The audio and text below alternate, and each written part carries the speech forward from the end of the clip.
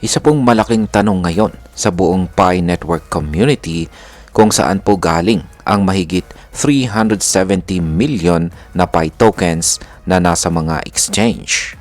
At bakit karamihan sa mga Pi users o tinatawag na pioneers ay hindi pa rin makagalaw o makagamit ng kanilang sariling Pi? Ngayon tapos na po ang Pi 2 Day celebration at patuloy po ang development ng Pi ecosystem. Marami po ang napapaisip. Bakit nga ba parang may lumalalim na agwat sa pagitan po ng mga Pi token na kita sa exchanges at sa mga Pi na totoong hawak ng mga ordinaryong users?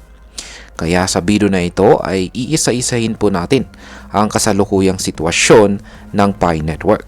Ano po ang ibig sabihin ng exchange reserves at ano po ang epekto ng unlocking schedule ng Pi tokens, at higit po sa lahat ay aalamin natin kung ano po ang implikasyon nito sa atin bilang mga Pinoy crypto traders at investors. Ayan, pero bago po tayo magpatuloy ay pakibasa na lamang po muna ang disclaimer dito sa ibaba ng ating screen. Ayan. Ngayon ay simulan po natin sa kung bakit hindi pa rin ma-access ng karamihan ang kanilang Pi. Upang mailipat po kasi ang iyong namina na Pi papunta sa mainnet, ay kailangan mo munang dumaan sa proseso ng tinatawag na KYC or Know Your Customer. Dito, tiniyak ng Pi Network team na tanging mga totoong tao lang ang makakalipat ng tokens para maiwasan po ang fake accounts. Pero kahit pasado ka na sa KYC, hindi rin ibig sabihin na buo agad ang tokens mo. Dadaan ka pa sa tinatawag na vesting schedule kung saan dahan-dahan lang na ibubukas ang iyong mga Pi token base sa pagiging active mo sa ecosystem. Kaya para po sa marami, kahit pasado na sila sa KYC at nakapag-migrate na, konti pa rin ang tokens na pwede po nilang gamitin. Samantala, may mga problema pa rin sa technical na bahagi. Gaya po ng hindi gumaganang 2FA, nawawalang balances at delay sa paglabas ng KYC access para sa ibang mga bansa. Kaya maraming pioneers ang naiipit at frustrated. Ngayon ay ano naman po ang epekto ng paglobo ng tokens sa mga exchanges? Ayan. Dahil patuloy po ang paglaki ng exchange reserves habang ang karamihan ay hindi pa makagalaw ng tokens, ay nagkakaroon po ng tinatawag na two-tiered system. Ayan. Ang unang layer, yan, meron tayong unang layer at ikalawang layer dahil dyan. Sa unang layer, ang mga may kakayahang maglipat at mag-trade ng Pi ay ito ang maliit na porsyento ng users na tapos na ang KYC, may buong access sa wallet at walang technical issues. Ayan po yung unang layers. Sila po ulit yung may kakayahang maglipat or mag-transfer at mag-trade ng kanilang Pi. Kaso maliit lang po ang kanilang bilang. Yung ikalawang layer naman ay ito naman po yung napakaraming pioneers na nakalak pa rin ang tokens at naghihintay po sa KYC at walang access sa trading. At alam kong marami po sa atin dito ang nandito sa ikalawang layer. Dahil dito ay marami po ang nagtatanong, saan naman po nanggagaling ang Pi na nasa exchanges kung karamihan ng mga users ay hindi pa makagalaw? Wala pong malinaw na sagot hanggang ngayon, kaya may lumalaking transparency gap o kakulangan sa linaw kung sino talaga ang may control sa mga tokens na ito. Ngayon ay ano po ang ibig sabihin ng token unlock para sa mga pioneers? Yan, mula po July hanggang December 2025 ay may naka-schedule po na unlocking ng milyong-milyong Pi tokens kada buwan. Ayan, meron po tayong schedule dito.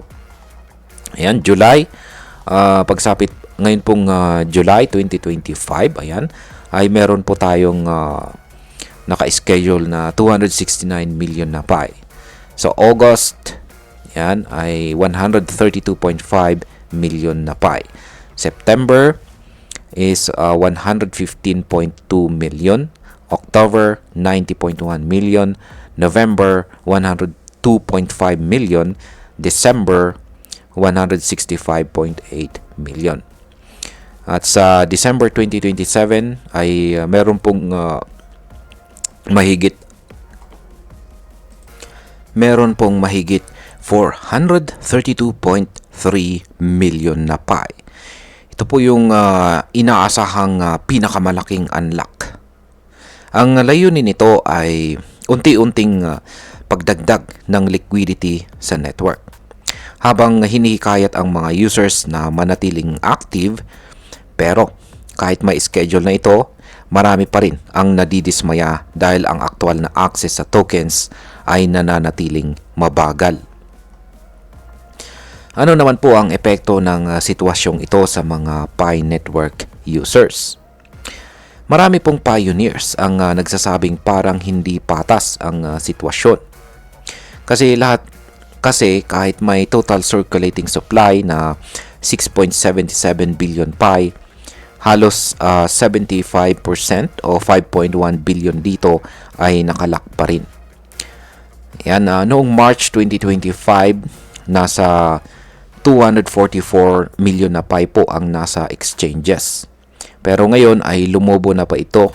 Yan, lumobo na po ito sa 370 million. Ibig sabihin ay may mga bagong Pi na pumapasok po sa market kahit hindi ito galing sa karamihan ng mga users. Kaya ang tanong, sino nga ba talaga ang may hawak ng access sa mga ito? Ang resulta ng pagkawala ng tiwala sa proseso.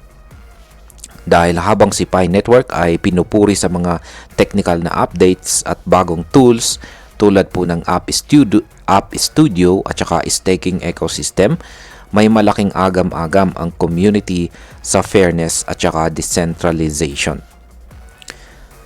Yan, bilang mga Pinoy crypto traders at investors ay ano po ang mga dapat nating maintindihan dito?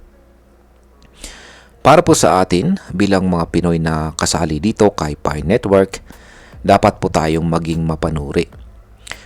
Hindi dahil may magandang PR o maganda ang graphics ng Pi app, ay ibig sabihin ay maayos na agad ang kanilang sistema.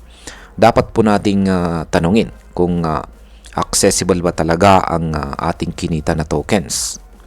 Kung tayo ay naglaan ng oras sa pagmimina araw-araw sa mobile app, karapatan po natin ang kompletong access sa ating Pi tokens. At kung may lumalaking supply sa mga exchanges na hindi naman natin kayang gamitin, hindi ba't may malaking tanong na kailangang sagutin? Yan, bilang panghuli ay ang masasabi ko naman tungkol dito ay sa aking personal na pananaw, may potensyal po itong si Pi Network.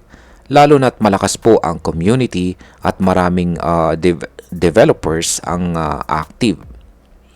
Pero kung ang mga pangunahing members, ang mga pioneers, ay hindi po mabigyan ng patas na access sa kanilang tokens, maapektuhan po talaga ang tiwala at growth ng network.